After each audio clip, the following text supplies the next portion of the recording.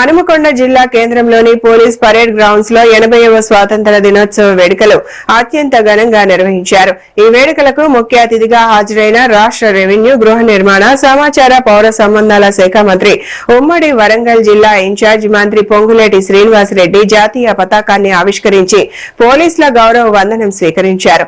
సందర్భంగా మంత్రి మాట్లాడుతూ స్వాతంత్ర సమర యోధుల త్యాగాలను స్మరించుకుంటూ వారి ఆశయాలకు అనుగుణంగా ప్రజా సంక్షేమం, అభివృద్ధికి ప్రభుత్వం అత్యంత ప్రాధాన్యతనిస్తూ పనిచేస్తోందన్నారు. హనుమకొండ జిల్లాలో ప్రభుత్వం చేపడుతున్న వివిధ అభివృద్ధి సంక్షేమ కార్యక్రమాలను వివరించారు. ఈ ఇందిరమ్మ రాజ్యంలో ప్రజా ప్రభుత్వం యువత, మహిళలు, రైతుల సంక్షేమానికి అత్యంత ప్రాధాన్యత ఇస్తూ అభివృద్ధి, సంక్షేమం రెండు కళ్ళలా ముందుకు సాగుతుంది.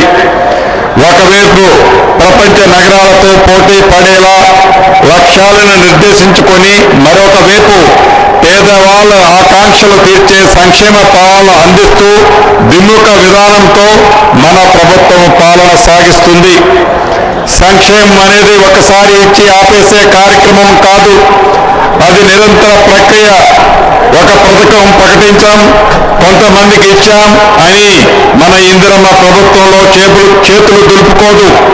అర్హత ఉన్న చివరి లబ్ధిదారికి సంక్షేమ ఫలాలు చేరే వరకు కొనసాగుతుంది. అది పెన్షన్ కావచ్చు, ఇందిరమ్మ ఏడు కావచ్చు, ఉచిత విద్యుత్ కావచ్చు, 500 రూపాయలకి గ్యాస్ సిలిండర్ కావచ్చు, రేషన్ కార్డు కావచ్చు, సన్న బియ్యం కావచ్చు. ఏ సంక్షేమ పథకమైన అర్హుడైన చివరి లబ్ధిదారుడికి అందించడమే మన ప్రజా ప్రభుత్వ సంకల్పం.